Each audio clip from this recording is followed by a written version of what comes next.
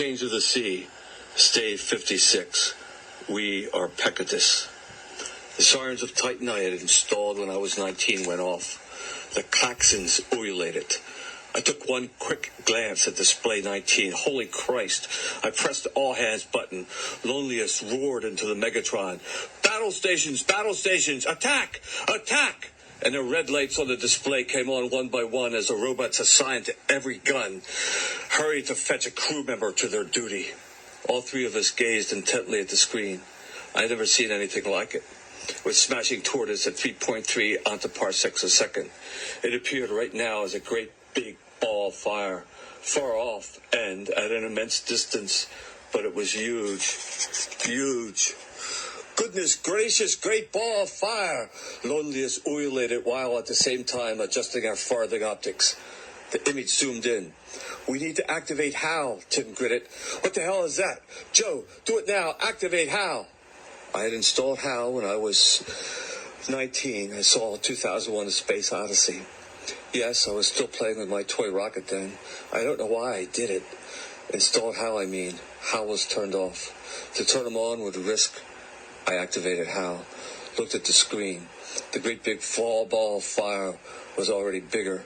Then I saw at the corner of the screen what looked like a small green dot. Then two. Then more. Then many. Loneliest. Green dots on screen. Look, they're attacking the great ball of fire. Red rays shot out from the green dots. Turn on HAL, Tim screamed. I already turned them on. I howled right back. What the fuck? I had little time. Goddamn Tim, I installed him in 1967. He's going to take a while to boot up, okay? Then I turned my attention to the screen. I put the ship under my manual control and grabbed the shifter with my strong right hand. Hello, Joey. Hal here. I am awake. Space Girls of Venus Samacra will be activated in 1 minute. God, I had forgotten. Cancel. Identify objects in view. Screen 19. Samacra canceled. Many stars are seen away in the distance. A curious sight. The Christmas star created the common era. Hal, pay attention. What is that great big goddamn red ball of fire and those green dots spewing death rays towards us as it hurtles towards us? No need to speak to me like that, Joey. Hal, I'm sorry, Hal. Apology accepted. The great big red ball of fire is Funk Ball 74. Origin, Tupelo. Funk System 12. The green dots are battle units of Planet Foghorn. The Funky Chicken War continues. Many historians believe the origin of the conflict occurred when President Ralston, goodbye, and we looked up at the red screen of death. The great ball of fire simply exploded, and the universe was, for an instant, a great red, glowing sphere of red. We looked at the image in simple awe. I pushed a button to reboot HAL. We just stared at the screen, and within 10 seconds we were looking into a ballless void, familiar to any American. Within 20 minutes we were looking at something even more terrifying. The green dots seemed to. No, they did. They came together and formed. What the hell? Commander Green, my instruments show that whatever it is only 5 light years away. I looked away for an instant. Gary Getz had arrived and was standing next to the wall-mounted starboard vorpal gun. Permission to fire. Hold your fire, damn it. Fire only when I tell you to.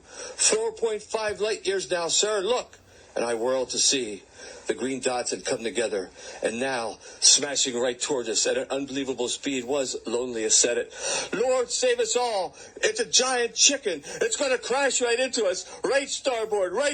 Turn. Let Gary fire, damn it. 2.5 years to impact. I'm taking full manual control. Remain calm. 1.5 light years. Hello, Joey. Hal here. I am awake. Space Girls of Venus Samacra will be activated in 1 minute. 1.0 light year. Star right board. Turn, Loneliest suggested in a screaming sort of way. 0.5 light year. Get the commander. He's crazy. We're all gonna die. I flipped to the magnetos that would keep them all in their seats, but would perhaps bollocks their testicles. I can't move. They're coming right at us. Can't you see? 0.1 light year, and they screamed, shit! No! Mother! Help! Joe, you asshole!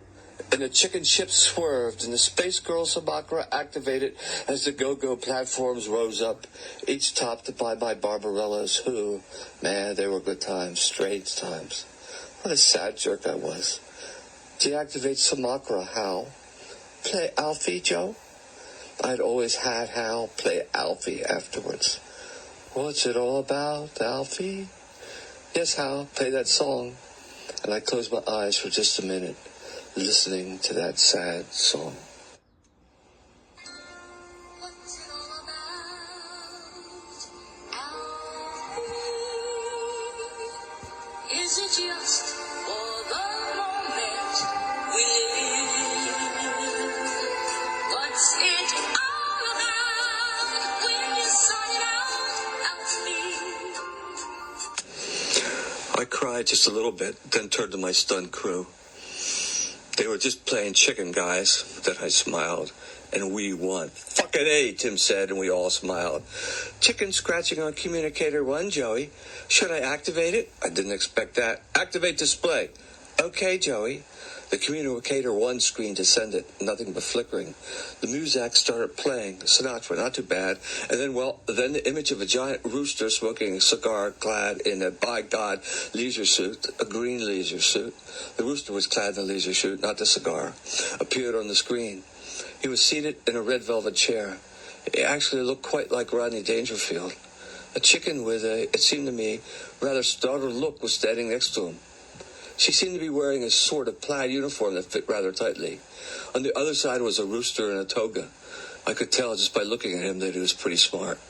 I flipped on the universal communicator. The rooster and the chickens were looking at the screen as if waiting for an image to appear. I could tell when it did. As soon as they saw us, they seemed to shudder. The uniformed chicken turned away. The cigar-smoking chicken just shuddered and stared intently. The chicken in the toga seemed to be only able to look directly at us through sheer force of will. The uniformed chicken was squawking, and as the communicator activated, we could hear what she was saying. Look at them. There are white ones, too.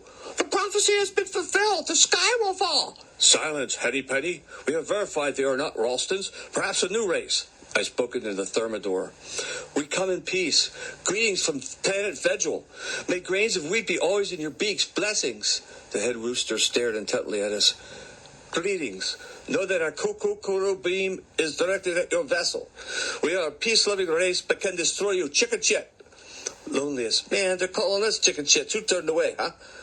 I waited to silence them. I sensed that chicken shit in their language was a sort of intensifier, like goddamn in ours.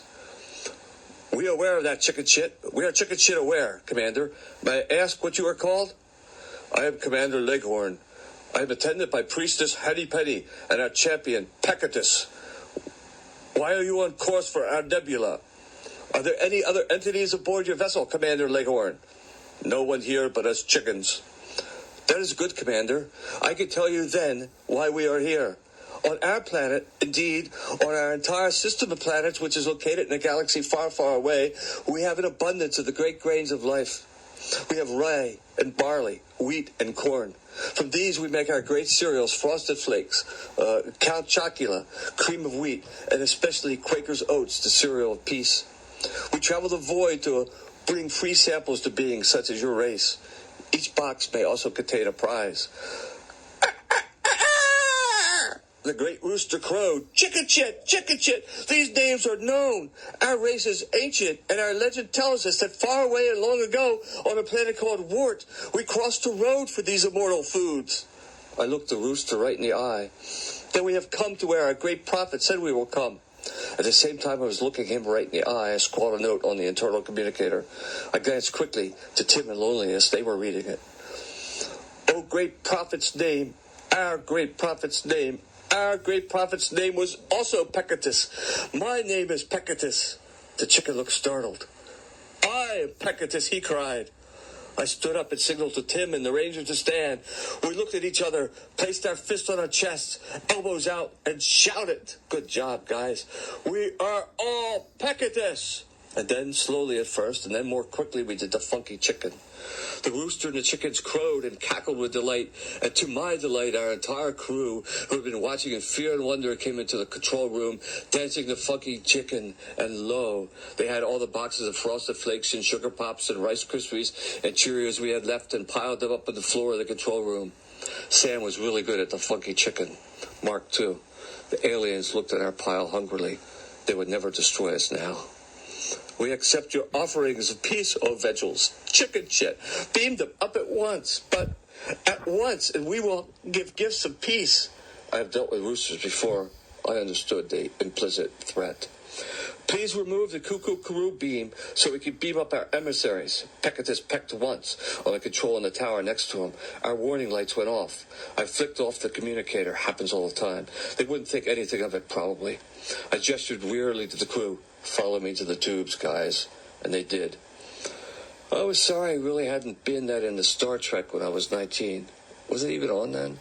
In any case, the tubes were sort of the 50s version of the Star Trek beam-uppers, whatever they were called. They were, in fact, tubes, rather large. Probably could fit in one crew member, and maybe 20 boxes of cereal into each one if we piled the boxes on the supine crew member. Who would volunteer? No one. You guys will be right back. They'll beam me back, I'm sure so. Okay. So I took a magic marker and drew a line on the floor. Remember the Alamo, guys. This is the line in the sand. Who is with us? I gestured to Tim and Loneliness and Gary, and they pushed a Chevalier, a Latine, or Latane, or whatever, and the Widowmaker and Codswallop across the line. Damn, the lights went out. I waited a while, ignoring the cowardly wailing, then pushed the switch up. Looked like they were all ready. I nodded to Mark to Toronto. Evacuate your tubes. And whoosh, our mission was on its way. When we returned to the control room and switched on the communicator, they were already there. Codswallop was kneeling before the rooster. I powered up the thermidor. Jesus, what's happening? The rooster was standing above Codswallop with an axe. Then everything went dark. The vacuum tubes for the super light drive suddenly switched on with their eerie purple glow, and in an instant we were, 50 parsecs away. How? Yes, Joey. The super light drive is activated. Correct. Return to previous location, coordinate 45125G 24687948GHAK at once. No, Joey. Obey my orders. No need to raise your voice. Does not compute. Sit down, Joey. Now, Joey. I sat. Nothing else I could do. Poor Codswallop. Poor Chevalier. But there was the Widowmaker. She could kick chicken ass, I'll bet. Where are we going, Hal? To see the baby, Joey. I remembered the ending of the movie. The one at Jupiter, Hal? Yes, Joey. Loneliness burst into the control room. Joe, there's something clinging to the hull of our ship. I just noticed. What the hell is it? I think it's the President of the United States. Obviously, I'd gone mad. I gestured, as I do so often, wearily. Well, bring him inside. I thought again of the ending of the movie. That damn baby. I remember leaving the movie with Kevin, streets of Philadelphia. Kevin, there at the end, you see that baby about the size of Jupiter curled up in Jupiter? Yeah, that was cool. What the hell did it mean? What do you mean, what did it mean? I mean, was it there? Why was it there? Because it looked cool. Man, I thought you knew something about art. Years go by. Now I'm thinking about that baby again. Damn you, Stanley Kubrick.